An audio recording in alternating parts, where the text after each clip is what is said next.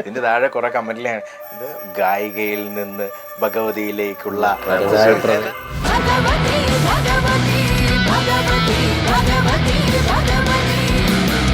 പേടി എനിക്കറിയാം. ഓരോ നിക്കാനൊക്കെ പറയുമ്പോഴേ നമുക്ക് തന്നെ എന്തോ എനിക്ക് ഭയങ്കര ചമ്മല ഇങ്ങനെ ചെയ്യാനൊക്കെ. ഇത് എന്നെ ഭയങ്കര സഹായിച്ചിട്ടുണ്ട് കേട്ടോ. ഒരു ലെവിറ്റേഷൻ ഒക്കെ ഉണ്ടായിരുന്നു ഇങ്ങനെ ആകാശത്തേക്ക് പൊന്തണതൊക്കെ. അതൊക്കെ ഇവര് മരത്തിൽ തന്നെ പിടിച്ച് മരത്തിൽ കയറി ഞാൻ താഴ്ത്തുനിന്ന് പൊക്കി. വെഹിക്കിൾ ഫെസ്റ്റിന് പോയിട്ട് പെരുവണ്ണാമൊഴി 1 lakh ആൾക്കാര് മൂവ് ചെയ്യുന്ന ഒരു ക്രൗഡ്. അപ്പൊ ഞങ്ങളിങ്ങനെ പെർഫോം ചെയ്യുന്നുണ്ട്. വെറുതെ ഇപ്പൊ എല്ലാരും പറഞ്ഞ ഫ്ലാഷ് ലൈറ്റ്സ് ചെയ്യുമല്ലോ. വെറുതെ ചോദിച്ചപ്പോ ഇതിന്റെ നമ്പർ കണ്ടപ്പോഴേ ഞാൻ തിരിഞ്ഞു നിന്നിട്ട് അമ്മേന്നാക്കി ഇത് നോക്കിയിട്ട് എന്തോരം ആൾക്കാര്. ചെലമ്പൊച്ചകൾ ചെലച്ച് മണ്ണിൽ ചോടുവച്ച് പോയി കണ്ണിൽ തീ പാറി.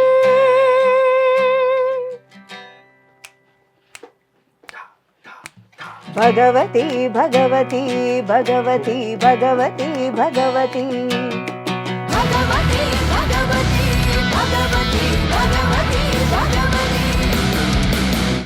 നമുക്ക്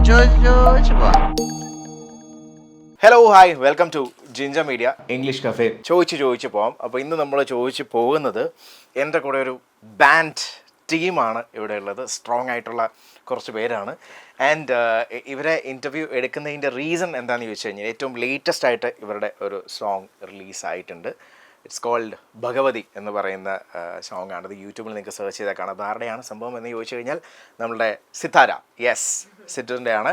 അപ്പോൾ അവരുടെ ബാൻഡ്, അവരുടെ ഒരു ടീം ദി പ്രൊജക്ട് മലബാരിക്കസ് എന്നാണ് ഇവരുടെ ബാൻഡിൻ്റെ ആ ഒരു പഞ്ചി നെയിം. ഇവർ കുറേ സോങ്സും കുറേ സ്റ്റേജ് പെർഫോമൻസും ഒക്കെ നമ്മൾ കണ്ടിട്ടുണ്ട്. പക്ഷേ ഇവർ ഒരുമിച്ച് എനിക്ക് തോന്നുന്നു this is A first time ever ഇവരൊരു ഇൻ്റർവ്യൂ എന്ന് പറയുന്നില്ല, ഒരു കാഷ്വൽ ടോക്കിൻ്റെ ഒരുമിച്ചിരിക്കുന്നത് ആദ്യമായിട്ടാണ്. And I M welcoming the team. Hello. Thank you. Hello. അടിപൊളി. അപ്പൊ എന്താണ് പരിപാടി? എനിക്കൊന്ന് ഫസ്റ്റ് ടൈം ആണല്ലേ സെറ്റ് ഇവരെല്ലാരും കൂടെ ഒരുമിച്ചിരിക്കുന്നത്? അതെ അതെ, ഞങ്ങള് പെർഫോം ചെയ്യാറുണ്ട്, വെറുതെ തമാശ പറഞ്ഞിരിക്കാറുണ്ട് എന്നല്ലാണ്ട് വളരെ ഫോർമലായിട്ട് ഇങ്ങനത്തെ ഒരു സ്പേസിൽ ഇങ്ങനെ ഇരിക്കണം ആദ്യമായിട്ട്. അതിന്റെ ചെറിയ പകപ്പുണ്ടായിരുന്നു. അതെനിക്ക് വേണ്ടി. പക്ഷെ ഇത് ഫോർമലായിട്ട് കൂട്ടണ്ട, നമ്മൾ ഇതിനു മുമ്പ് എടുത്ത് ഇന്റർവ്യൂ പോലെ തന്നെ കൂട്ടിയാൽ മതി. അപ്പം നമുക്കൊന്ന് എനിക്ക് പേഴ്സണലി അറിയാമെങ്കിലും നമുക്ക് ഒരുപാട് പേർക്ക് അറിയാമെങ്കിലും എങ്കിലും ഇതിന്റെ വ്യൂവേഴ്സിന് വേണ്ടി പരിചയപ്പെടണമല്ലോ. അപ്പം ഫ്രം യുവർ പറഞ്ഞാൽ അതോ ഫ്രം യുവർ പറയണോ? അത് സിത്ത് പറയണായിരിക്കും നല്ലത്. ഇത് ഞാൻ ഇൻട്രൊഡ്യൂസ് ചെയ്യാന്ന് പറഞ്ഞാൽ ഇതിന് ഓരോരോ സമയത്തായിട്ട് ഞങ്ങൾ ഇങ്ങനെ ഫോം ചെയ്ത് ഇപ്പൊ കാണുന്ന ഒരു പരുവത്തിലേക്ക് എത്തിയിട്ട് ഓൾമോസ്റ്റ് ഒരു 4 years ആയി അല്ലേ റെഗുലർ ആയിട്ട് ഞങ്ങൾ പെർഫോം ചെയ്യാൻ തുടങ്ങിയിട്ട്. കോൺസ്റ്റന്റ് പെർഫോമൻസ് ആയിട്ട് അതിനിടയിൽ നല്ലൊരു കോവിഡ് വന്നുകൊണ്ട് ബ്രേക്കിലായിരുന്നു. അപ്പൊ ആദ്യമായിട്ട് ഈ ബാൻഡിൽ ഞങ്ങൾ പരിചയപ്പെടുന്ന ആളുകളിലൊന്ന് ലിബോയ് ആണ്. ലിബോയ് പ്രൈസ്ലി കൃപേഷ്. ലിബോയ് ഞങ്ങളുടെ റിതം ഗിറ്റാറിസ്റ്റ്. ലിബു ഞാനും കൂടി വേറൊരു കോൺസെർട്ടിന്റെ ഭാഗമായിട്ടാണ് ആദ്യം പരിചയപ്പെട്ടത്. അപ്പോഴാണ് ഇങ്ങനെ ഒരു ബാൻഡ് ഫോം ചെയ്യണം എന്നൊക്കെ ആഗ്രഹം വന്നപ്പോൾ ഓരോ ആൾക്കാരിങ്ങനെ അഡിഷൻ അതിലേക്ക് വന്നു. ലിബോയ് തന്നെയാണ് ഡ്രമ്മറായിട്ടുള്ള ഞങ്ങൾ മിഥുൻ പോളിനെയും ബേസ് ഗിറ്റാറിസ്റ്റ് അജയ് കൃഷ്ണനെയും പരിചയപ്പെടുത്തുന്നത്. പിന്നെ വേറൊരു കോൺസെർട്ടിൽ ഞങ്ങളുടെ കൂടെ ജോയിൻ ചെയ്തതാണ് വിജു ജോബ്. വിജു ഗിറ്റാറിസ്റ്റ് ആണ്. പിന്നെ ശ്രീനാഥ് നായർ. ശ്രീനാഥിനെ എനിക്ക് പരിചയം, ശ്രീനാഥിന്റെ സിസ്റ്റർ ചേച്ചി എൻ്റെ ഫ്രണ്ടാണ്. അപ്പം കൽക്കട്ടയിൽ പഠിക്കാൻ പോയ സമയത്താണ് അശ്വതിയുടെ അനിയൻ ഭയങ്കര പാട്ടുകാരനാണ്, മ്യൂസിഷ്യനാണെന്ന് കേട്ടിട്ടുണ്ട്. അപ്പൊ ചെന്ന് നോക്കിയപ്പോഴാണ് ഇങ്ങനെ ഒരാളെ പരിചയപ്പെട്ടത്. അപ്പൊ വളരെ മുൻപുള്ള പരിചയമാണ് എല്ലാവരുമായിട്ട്. അങ്ങനെ ഞങ്ങൾ റെഗുലറായിട്ട് പെർഫോം ചെയ്യാൻ തുടങ്ങിയിട്ട് ഇപ്പൊ ഇങ്ങനെ മിഥുൻ, ശ്രീനാഥ്, വിജു ആൻഡ് അജയ്. ഓക്കെ. ഇതില് നോർമലി ഇപ്പൊ ഫസ്റ്റ് ഇവിടെ ഞങ്ങൾ വന്നു, അങ്ങോട്ടും ഇങ്ങോട്ടും ഒക്കെ സാധാരണ നമ്മൾ ചിലപ്പോൾ ഓർക്കില്ല ഈ ബാൻഡ് മെമ്പേഴ്സ് എന്നൊക്കെ പറഞ്ഞു കഴിയുമ്പം. പക്ഷെ ഇത് വളരെ കൂൾ, ചിൽ, ഹാപ്പി, നിങ്ങളൊരു ഫാമിലി പോലെ അങ്ങനെയാണോ നിങ്ങൾ ഈ ഒരു 4 years കൊണ്ട്? അങ്ങനെ ഒരു റാപ്പോ ദ കംഫർട്ട് സോൺ എന്ന് പറയുന്ന ഒരു സംഭവം മെയിൻ ഇമ്പോർട്ടന്റ് ആയിരിക്കുമല്ലോ ഒരു ബാൻഡിൽ. എല്ലാരും കൂട്ടുകാരാണല്ലോ, അതാണ് മെയിൻ സംഭവം. അപ്പം അങ്ങനെ ഒരു ഫോർമൽ ഒരു വർക്ക് അപ്രോച്ച് മാത്രമല്ല, ശരി, ആ ഒരു ജെൽ ഭയങ്കര ഡീപ്പ് തന്നെയായിരുന്നു. എനിക്ക് മനസ്സിലായി.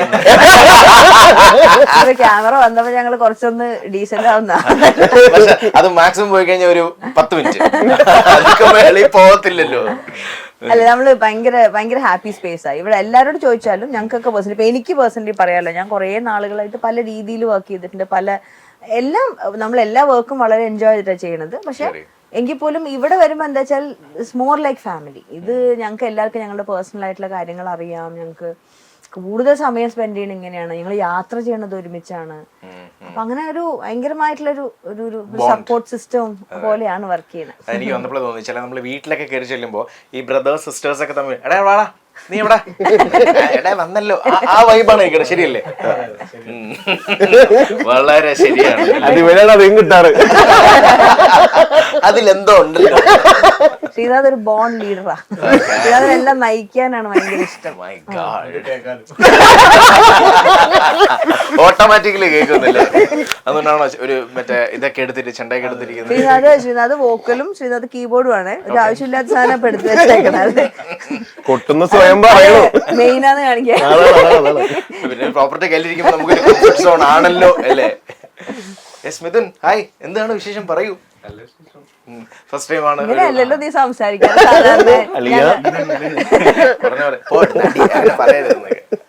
ഞങ്ങളുടെ കൂട്ടത്തിൽ യങ് ആയിട്ടുള്ള ആള് മിഥുനാണ്. പക്ഷെ ഞങ്ങളെ മുഴുവനും ചീത്ത പറയാനും തല്ലേക്ക അല്ലേ ഒരു അല്ലേ ഒരു പ്രത്യേക വാസനയാ. അപ്പോൾ നിങ്ങളുടെ ഏറ്റവും പുതിയ വർക്ക് എന്ന് തീർച്ചയായിട്ടും പറയാൻ പറ്റുന്ന ഒരു വർക്ക് തന്നെയാണ് ഭഗവതി എന്ന് പറയുന്നത്.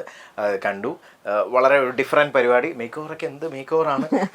അപ്പം ആസ് എ ടീം എന്താണ് പറയാനുള്ള ഭഗവതി? ഇതിൻ്റെ ഒരു എമോജ് എങ്ങനെയായിരുന്നു? ഇതിനൊരു ചെയ്യാനുള്ള ഒരു സ്ട്രൈവ് വന്ന എങ്ങനെയായിരുന്നു? പാട്ടുകൾ നമ്മൾ ഉണ്ടാക്കുന്ന സമയത്ത് എപ്പോഴും ഒരുമിച്ചിരുന്നിട്ട് ഇങ്ങനെ ജാം ചെയ്ത് നോക്കിയിട്ടാണ് ഉണ്ടാവാറുള്ളത്. പിന്നെ ഭഗവതി ഉണ്ടാവാനുള്ള റീസൺ ഇതിന്റെ തീം എന്ന് പറയുന്നത് തെയ്യം എന്നുള്ള രീതിയിലല്ല. അതിൽ മുച്ചിലോട്ട് ഭഗവതിയുടെ ഒരു കഥയുണ്ടല്ലോ. അതിനൊരു ഭയങ്കരമായിട്ടുള്ള ഒരു സ്ട്രെങ്ത്തും ഒരു പവറും ഒരു ഫെമിനീൻ സ്ട്രെങ്ത് ഒക്കെ ഉണ്ട്. അപ്പൊ അതെനിക്ക് ഭയങ്കര അട്രാക്ഷൻ തോന്നിയിട്ടുള്ളൊരു തീമാണ്. അപ്പം ഡോക്ടർ സജീഷ് എൻ്റെ ഹസ്ബൻഡ് തന്നെയാണ് ഇത് എഴുതിയിരിക്കുന്നത്. അപ്പൊ ആളുടെ സ്ഥലം എന്ന് പറയുന്നത് ഈ കരുവള്ളൂര് ഇതിന്റെ കറക്റ്റ് ആയിട്ടുള്ള ആ പ്രദേശത്താണ്. അപ്പൊ അത് പറഞ്ഞു കേട്ടിട്ടും അറിയാം. അപ്പൊ ഏട്ടനാണ് അതിന്റെ വരി എഴുതി ഞങ്ങൾക്ക് തന്നെ. ഞങ്ങൾ ഇതിന് തൊട്ട് മുമ്പത്തെ പാട്ടും മൊഹബത്ത് എന്ന് പറഞ്ഞ സോങ് വർക്ക് ചെയ്യുന്നതിന്റെ ഇടയിൽ അത് കിട്ടി. അപ്പൊ ചുമ്മാ വൈകിട്ടിരുന്നിട്ട് ജാം ചെയ്തപ്പോഴാ എന്നാ പിന്നെ ഇതൊരു പാട്ടാക്കാം എന്ന് തോന്നി. പിന്നെ നമ്മൾ ഘട്ടം ഘട്ടമായിട്ട് അതിന്റെ ഒരു മെലഡി സ്ട്രക്ചർ ഞാനൊന്ന് ഇങ്ങനെ വെറുതെ പാടി നോക്കി. പിന്നെ അതിന്റെ അറേഞ്ച്മെന്റ്സ് എല്ലാം ഇവരാണ് ചെയ്യുന്നത്. അപ്പൊ ഓരോരുത്തരുടെ കോൺട്രിബ്യൂഷൻസ് ഇങ്ങനെ ലൈവായിട്ട് തന്നെയാണ് റെക്കോർഡിങ്സ് എല്ലാം ചെയ്യുന്നത്. ആദ്യം തന്നെ അവിടുത്തെ കുറച്ച് ഈ തെയ്യം കലാകാരന്മാർ ഇതൊരു അനുഷ്ഠാന കലയാണല്ലോ. അപ്പൊ അതുകൊണ്ട് തന്നെ ഒരു പോപ്പുലർ മീഡിയത്തിൽ അങ്ങനെ വന്ന് അവതരിപ്പിക്കുന്നതിനൊക്കെ ഒരുപാട് പരിമിതികൾ അവർക്കുണ്ട്. അപ്പൊ നമുക്ക് അതിനെ ഒന്ന് ആക്ടേഴ്സിനെ വെച്ചിട്ടും പിന്നെ അല്ലാണ്ട് ഉള്ള ആളുകളെയൊക്കെ വെച്ചിട്ട് റീപ്ലേസ് ചെയ്യാൻ പറ്റില്ല. അപ്പൊ അങ്ങനെ അതിൽ 2 പേര് വന്ന് അതിന്റെ തോറ്റത്തിന്റെ ഒക്കെ ഒരു സ്ട്രക്ചർ ഞങ്ങൾക്ക് കേൾപ്പിച്ചു തന്നു. പിന്നെ ഇവരോട് ചോദിച്ചാൽ അറിയാം നോക്കിക്കഴിഞ്ഞാലും പ്രോപ്പർ അതിനോട് പറ്റുന്ന ഒരു സ്ഥലം തന്നെയാണല്ലോ. എങ്ങനെയുണ്ടായിരുന്നു എക്സ്പീരിയൻസ്? അതിൽ ഏറ്റവും കൂടുതൽ ഹാർഡ് വർക്ക് എടുത്തിട്ടുള്ള ആരാണ്?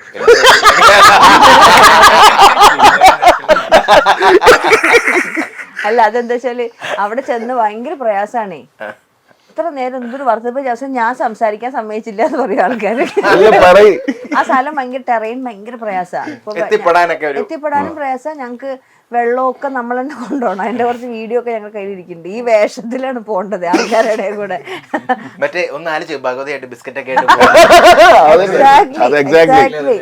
മാലയും കമ്മലൊക്കെ ഇട്ടിട്ട് കുട്ടനൊക്കെ ബിസ്ക്കറ്റും. സാധാരണ കുട്ടൻ എന്താ വെച്ചാൽ കീബോർഡ് വായിക്കുന്നല്ലാണ്ട് വേറെ ഒന്നും ചെയ്യില്ല. ബാക്കി എല്ലാരും ഹെൽപ്പ് ചെയ്യില്ലേ. കുട്ടനത് ഇഷ്ടമല്ല. കുട്ടൻ എപ്പോഴും മെയിൻ അതാണ്. പിന്നെ പരമാവധി പറ്റുവെച്ചാൽ എല്ലാരും കൂടെ ചെയ്യിക്കാൻ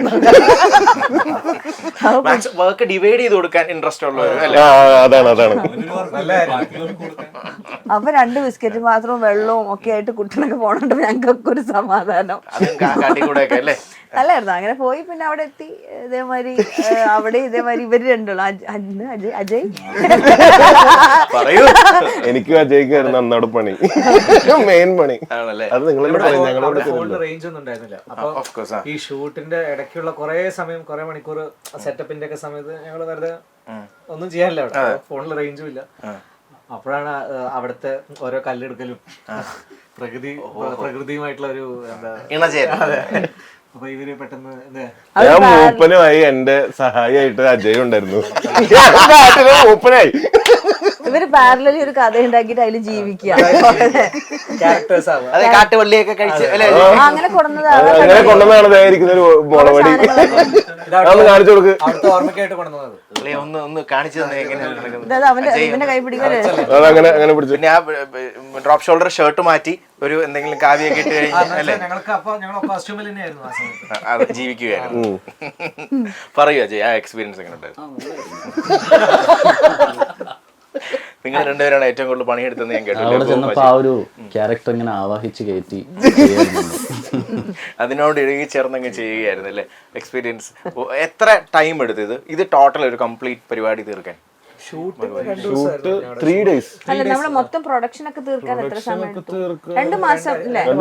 ഷൂട്ട് തന്നെ ഞാൻ ചോദിച്ചാൽ shoot 2 days complete full 2 days.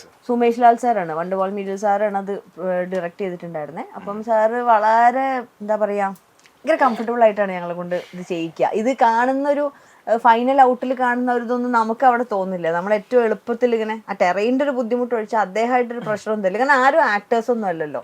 നമുക്ക് ഭയങ്കര ചമ്മല ഇതൊക്കെ ചെയ്യാൻ പറയുമ്പോഴൊക്കെ.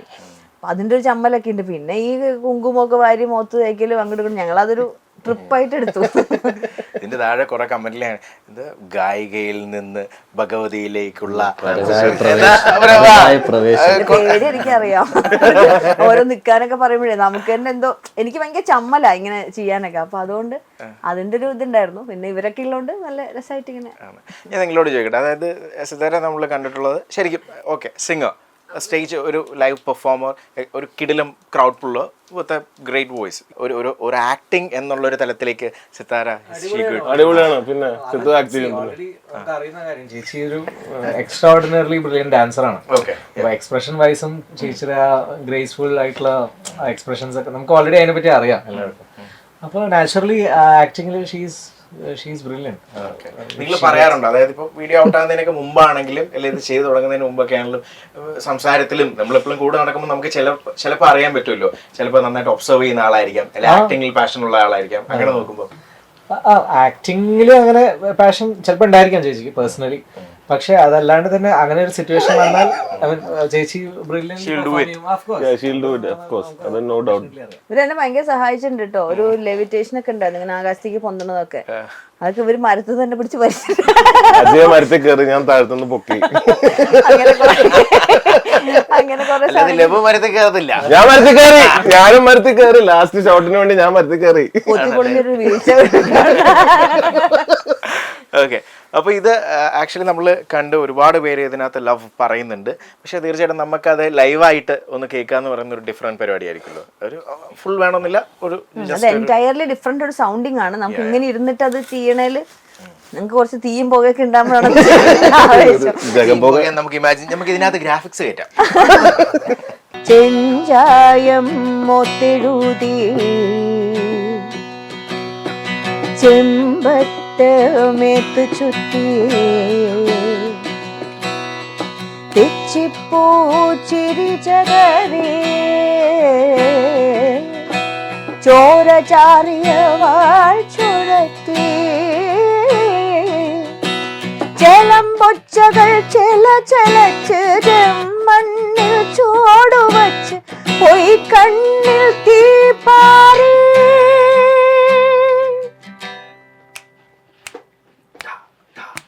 ഭഗവതി ഭഗവതി ഭഗവതി ഭഗവതി ഭഗവതി ഭഗവതി ഭഗവതി ഭഗവതി ഭഗവതി ഭഗവതി.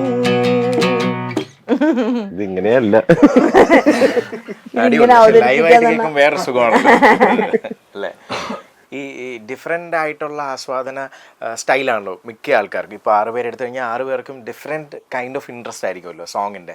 അപ്പോൾ എല്ലാ ജോണർ ഡിഫറെൻ്റ് ആയിരിക്കും. അപ്പോൾ ഈ കൂട്ടത്തിൽ ഓൾമോസ്റ്റ് സെയിം എന്ന് പറയാനുള്ള ആൾക്കാർ ആരായിരിക്കാം? ഓൾമോസ്റ്റ് അങ്ങനെ നോക്കുവാണെങ്കിൽ ആരൊക്കെ അവര് 3 പേര് കൂടുതൽ കണക്ഷൻ അങ്ങനത്തെ നിങ്ങളാ അജയും ഇവനും ഞാനും ഓൾമോസ്റ്റ് ഒരു സെയിം. ദിജോ വേറെ തന്നെ ഒരു സാധനം. ഇവർ രണ്ടുപേരും ഒരേപോലെ ഏറെക്കുറെ. എക്സാമ്പിൾ ഇട്ട് പറ. ഇതും പറയും ഇവന് സംസാരിക്കാനുള്ള ചാൻസ്. നമ്മളൊരു പാട്ട് വെക്കുകയാണെന്നുണ്ടെങ്കിൽ എല്ലാവരും കോമൺ ആയിട്ട് നിന്ന് കേൾക്കും ചെയ്യും. ഇത് എന്ന് പറഞ്ഞാൽ ഓരോരുത്തരുടെ ബാക്ക്ഗ്രൗണ്ട് മീൻസ് അവര് പണ്ട് മുതലേ കൂടുതൽ കേട്ട് വന്ന ചില ജോണേഴ്സിനോടുള്ള ലിബോയ് എനിക്ക് തോന്നുന്നു കുറച്ച് പോപ്പുലർ ആയിട്ടുള്ള ലൈക്ക് ആ ഫിലിം മ്യൂസിക് നമ്മൾ കേൾക്കണ കുറേ ഫിലിം സോങ്സ് ഒക്കെ ലിബോയ് ആണ് ഇത് സെഷൻ ചെയ്തേക്കണത്. അപ്പൊ അങ്ങനെ കുറെ ആ ഒരു എക്സ്പോഷർ ഉണ്ട്. മിഥുൻ ആണെങ്കിൽ എനിക്ക് തോന്നുന്നു കുറച്ചും കൂടി ഒരു മറ്റേ പ്രോഗ്രസീവ് റോക്ക് മെറ്റൽ അങ്ങനത്തെ ഒരു കോളേജ് ബാൻഡ് അങ്ങനത്തെ ഒരു ബാക്ക്ഗ്രൗണ്ട് എന്നാ വരണേ. അജയും അങ്ങനെ തന്നെ കോളേജ് ബാൻഡിൽ അല്ലെ അങ്ങനത്തെ ഒരു അല്ല അത് മാത്രമുണ്ട്. അല്ല ശരി അത് വിട്ടു. അജയ് വയലിനിസ്റ്റ് ആയിരുന്നു.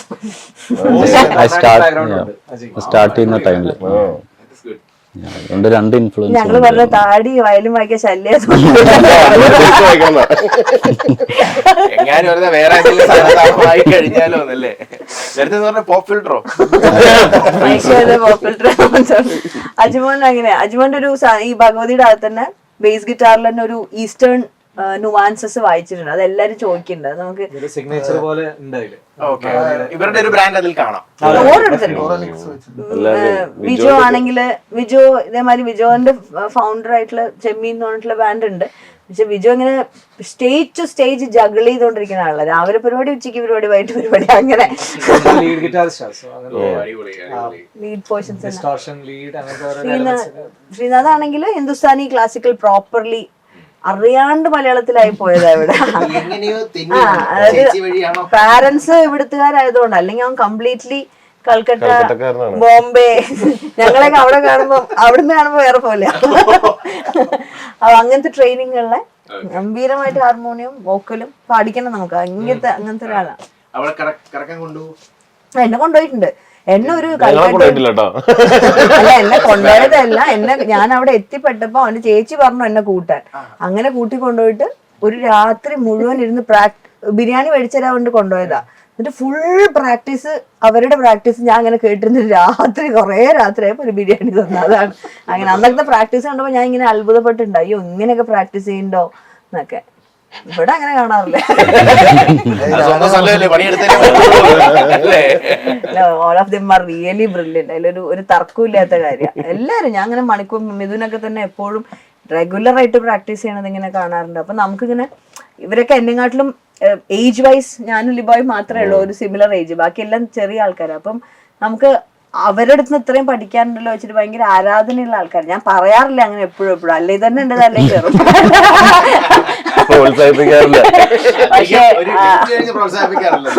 അയ്യോ അവരൊക്കെ എന്റെ എന്താ പറയുക, ഞാൻ അങ്ങനെ നോക്കണ ആൾക്കാരാണ്. ചില സ്റ്റേജുകൾ നമ്മൾ എപ്പോഴും ഓർത്ത് വെക്കാൻ പറ്റുന്ന സ്റ്റേജസ് നമുക്ക് കിട്ടും. അത് മേ ബി ക്രൗഡ് ഡിഫറൻസ് ആയിരിക്കണമെന്നില്ല, മേ ബി സിറ്റുവേഷൻ ആയിരിക്കാം. അങ്ങനെ നോക്കുകയാണെങ്കിൽ ഏതാണ് ഇത് one that particular stage which made you guys just wow എന്ന് പറയും? ദുബായ് എക്സ്പോ ഞങ്ങള് സ്റ്റാൻഡ് അലോൺ ഷോ ചെയ്തിട്ടുണ്ട് അവിടെ. അതിനൊക്കെ അതൊക്കെ പ്രവാസികളോട് വേണം നന്ദി പറയാം. അല്ലാണ്ട് ഒരു എക്സ്പോയിലെ സ്റ്റേജിൽ അല്ലെങ്കിൽ ഒരു മലയാളി ബാൻഡിന് പെർഫോം ചെയ്യാൻ വേറൊരു സ്ഥലത്താണെങ്കിൽ പറ്റില്ല. ഇതിപ്പോ ദുബായിലായതുകൊണ്ട് അത്രയും മലയാളികൾ അവിടെ ഉണ്ടല്ലോ. അപ്പൊ ഞങ്ങൾ അവിടെ ചെന്നിട്ട് ബാക്ക് സ്റ്റേജിൽ നിൽക്കുന്നുണ്ട്. ഞങ്ങളന്ന് വേറൊരു ലണ്ടനിൽ ഷോ ഒക്കെ കഴിഞ്ഞിട്ട് വന്നിട്ടാണ് നേരെ ഇവിടേക്ക് പോണേ. അപ്പൊ അവിടെ ബാക്ക് സ്റ്റേജിൽ നിൽക്കുമ്പോൾ ഞങ്ങൾക്ക് ഇങ്ങനെ വെപ്രാളൊക്കെ ഉണ്ട്. എനിക്ക് ഭയങ്കര ടെൻഷൻ ഉണ്ടായിരുന്നു. പെട്ടെന്ന് ഇങ്ങനെ എല്ലാവരും കൂടി ഭയങ്കര ചിയർ ചെയ്യുന്ന ശബ്ദം കേട്ട് നോക്കുമ്പോൾ ഞങ്ങളുടെ ഗ്രൂപ്പ് ഫോട്ടോ ഒരെണ്ണം അവിടെ സ്ക്രീനിൽ വന്നപ്പോഴാണ് ചിയർ ചെയ്യണം. അതിലൊരു അപ്പൊ അത് ബാക്ക് സ്റ്റേജിൽ നിന്ന് ഞങ്ങൾക്ക് ഭയങ്കര എക്സൈറ്റ്മെന്റ് ആണ്. പിന്നെ അത് ഞങ്ങൾക്ക് കണ്ണിന്റെ മുമ്പിൽ നിന്ന് മാറാത്തൊരു കാഴ്ച. അത്രയും ഓഡിയൻസും അത്രയും കുറേ സ്ഥലത്ത് ഉണ്ടായിട്ടുണ്ട് കേട്ടോ. ഇങ്ങനെ നല്ല ബേക്കൽ ഫെസ്റ്റിന് പോയിട്ട് പെരുവണ്ണാമൊഴി 80,000 1 lakh ആൾക്കാര് മൂവ് ചെയ്യുന്ന ഒരു ക്രൗഡ്. അപ്പം ഞങ്ങൾക്ക് സ്റ്റേജിൽ നിൽക്കുമ്പോൾ ഇതിന്റെ ഒരു മാഗ്നിറ്റ്യൂഡ് മനസ്സിലാവില്ലല്ലോ. അപ്പൊ ഞങ്ങളിങ്ങനെ പെർഫോം ചെയ്യുന്നത് വെറുതെ ഇപ്പൊ എല്ലാരും പറഞ്ഞ ഫ്ലാഷ് ലൈറ്റ്സ് ചെയ്യുമല്ലോ, വെറുതെ ചോദിച്ചപ്പോ ഇതിന്റെ നമ്പർ കണ്ടപ്പോഴേ ഞാൻ തിരിഞ്ഞു നിന്നിട്ട് അമ്മേ ഇത് നോക്കി എന്തോരം ആൾക്കാരെ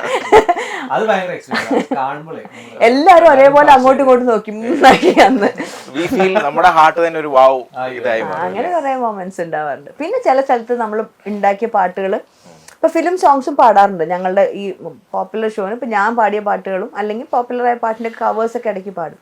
പക്ഷെ അതിന്റെ ഒരു പെർസെന്റേജ് കുറഞ്ഞു പറഞ്ഞു. ഇപ്പൊ ഞങ്ങൾ 70% ഞങ്ങളുടെ ഒറിജിനൽസാണ് ചെയ്യണേ.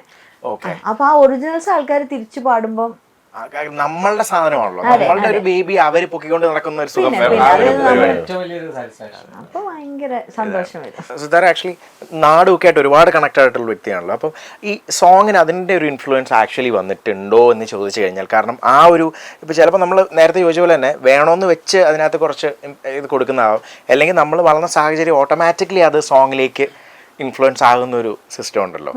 അത് ഓട്ടോമാറ്റിക്കലി അത് അറിയാണ്ട് പറ്റുന്നതാ, നമ്മുടെ ലിസണിങ്ങിൽ നിന്നൊക്കെ വരുന്നത്. ഇപ്പൊ മൊഹബത്ത് എന്ന് പറഞ്ഞ സോങ് ചെയ്യുന്ന സമയത്ത് അതിന്റെ വോക്കൽ മെലഡി പ്ലേസ് ചെയ്യുന്നതിൽ എനിക്ക് ഭയങ്കരമായിട്ടുള്ള പ്രയാസം ഉണ്ടായിരുന്നു. ബിക്കോസ് എനിക്കൊരു എക്സ്പോഷർ ഇല്ലാത്തൊരു ജോണറാണ്. ഇവരാണെങ്കിൽ വളരെ എപ്പോഴും അത് കേൾക്കുകയും ഒക്കെ ചെയ്യുന്നുണ്ട്. അപ്പോൾ എനിക്കതിൽ എങ്ങനെ ഞാൻ ഫിറ്റിനാവുക എന്നൊക്കെ ചോദിച്ച് ഞാൻ ഇവരോട് തന്നെ ചോദിച്ചിട്ടുണ്ട്, നമുക്ക് വേറെ ഏതെങ്കിലും ഒരു സിംഗറെ വെച്ചിട്ട് അത് വർക്ക് ചെയ്യാം എന്നൊക്കെ ചോദിച്ചിട്ടുണ്ട്. അപ്പൊ പക്ഷെ അവരാണ് പറഞ്ഞത് അങ്ങനെയല്ല, അത് പാടി നോക്കൂ എന്ന് പറഞ്ഞിട്ട്. പിന്നെ എനിക്ക് പറ്റണ പോലത്തെ ഒരു കോൺട്രിബ്യൂഷൻ അതിൽ ചെയ്യാൻ പറ്റുള്ളൂ. അതിനാണ്ട് ഫോഴ്സ് ചെയ്തിട്ട് എനിക്ക് വേറൊരാളായിട്ട് ചെയ്യാൻ പറ്റില്ല.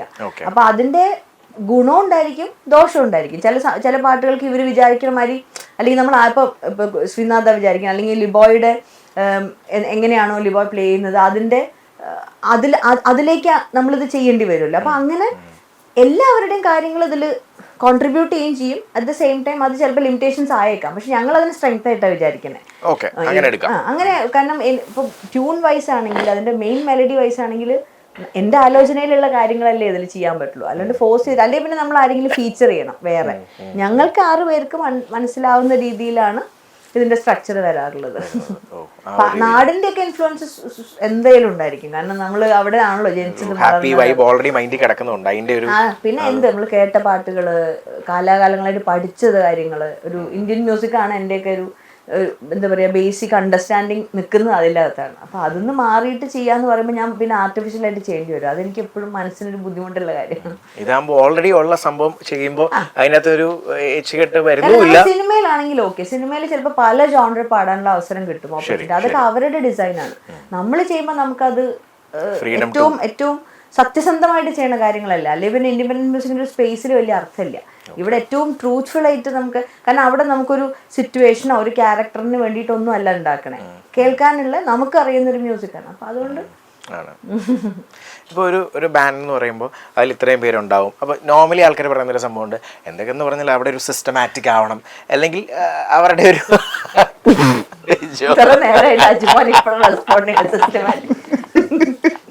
അല്ല അങ്ങനെ ഉണ്ടാവൂല്ലോ, അല്ലെങ്കിൽ ചില ഞാൻ ആദ്യം തന്നെ നിയമവരികൾ എന്ന് പറയുന്നത് അപ്പൊ അത് കേട്ടപ്പോ തന്നെ ചിരിച്ചു. അങ്ങനെയൊക്കെ നിങ്ങൾക്ക് നിങ്ങളുടെ ബാൻഡിലുണ്ടോ ആ ഒരു നമ്മൾ തന്നെ ഓരോരോ കാലഘട്ടമായിട്ട് എടുത്ത തീരുമാനങ്ങളും ഡിസ്കഷൻസ് ആണ്. ഞങ്ങൾ ഇവിടെ ഒരു ഹയറാർക്കി ഇല്ല, ഞങ്ങൾ 6 പേരും ഒരേപോലെ. അവിടെയാണ് ഒരു നല്ല കാര്യം എന്ന് വെച്ചാൽ നമ്മൾ എപ്പോഴും പിന്നിലോട്ട് തിരിഞ്ഞു നോക്കും. ലൈക്ക് നമ്മൾ ആദ്യം എങ്ങനെയായിരുന്നു നമ്മുടെ സിസ്റ്റം, അല്ലെങ്കിൽ നമ്മുടെ ഒരു ഡിസിപ്ലിൻ എന്തായിരുന്നു, അതിൽ നിന്നൊക്കെ നമ്മൾ എപ്പോഴും ഇൻസ്പയർ ആയിട്ട് ബെറ്റർ ആക്കാനേ ശ്രമിച്ചിട്ടുള്ളൂ ഇതുവരെ. അപ്പോൾ അതിൻ്റെ ഒരു റിസൾട്ട് ചിലപ്പോൾ സോങ്സിൽ വന്നിട്ടുണ്ടായിരിക്കാം എന്ന് ഞാൻ വിശ്വസിക്കുന്നു. ഞങ്ങൾ അങ്ങനെ വർക്ക് ചെയ്തിട്ടുണ്ട്. അപ്പോൾ ഇറ്റ്സ് സ്റ്റിൽ ദ പ്രോസസ്, അതൊരു ഇപ്പോൾ ഓൺഗോയിങ് പ്രോസസ്സാണ്. ഈ കോവിഡിന്റെ സമയത്ത് അധികം എനിക്ക് തോന്നിയിട്ടുള്ളൊരു കാര്യം, കോവിഡിന്റെ സമയത്ത് ഒരു 3 പാട്ടുകൾ ചെയ്യാനുള്ളൊരു വർക്ക് ചെയ്യാൻ അത് സാധാരണ പോലത്തെ സാഹചര്യങ്ങളല്ല. നല്ല ബുദ്ധിമുട്ടാണെന്ന് വർക്ക് ചെയ്യാന്ന് പറയുന്നത്. കാരണം നമ്മൾ എന്തെങ്കിലും ഇതൊന്നൊരു റിട്ടേൺ പ്രതീക്ഷിച്ചിട്ടോ നാളെ ഒരു ഓപ്പർച്യൂണിറ്റി ഉണ്ടാവുമെന്ന് എക്സ്പെക്ട് ചെയ്യാണ്ട് വർക്ക് ചെയ്യാണ്. അപ്പോൾ അതൊരു സെൽഫ്ലെസ് ആയിട്ടുള്ളൊരു വർക്ക് എല്ലാവരും ചെയ്തിട്ടുണ്ട്. ഇവരിങ്ങനെ തന്നെ ഒരു റൂമിൽ ഇരുന്ന് ഒരു ഹാളിൽ ഇരുന്നിട്ട് രാവിലെ മുതൽ വൈകിട്ട് വരെ ഇങ്ങനെ ഭയങ്കര റിവേഴ്സ് ആയിട്ടുള്ള പ്രാക്ടീസ് ചെയ്തിട്ടാണ് പിള്ളേരെന്ന് പറഞ്ഞ പാട്ടും അരുതരുതും ചായപ്പാട്ടും ഒക്കെ ഉണ്ടാവണേ. അപ്പം അത് കഴിഞ്ഞിട്ടാണ് പെട്ടെന്ന് ഈ തിരിച്ച് തുറന്നപ്പം ദുബായിലെ ആദ്യത്തെ ഷോ ഞങ്ങളാണ് ചെയ്തിട്ടുണ്ടായിരുന്നത്, മലയാളി അസോസിയേഷൻ്റെ ഫസ്റ്റ് ഷോ.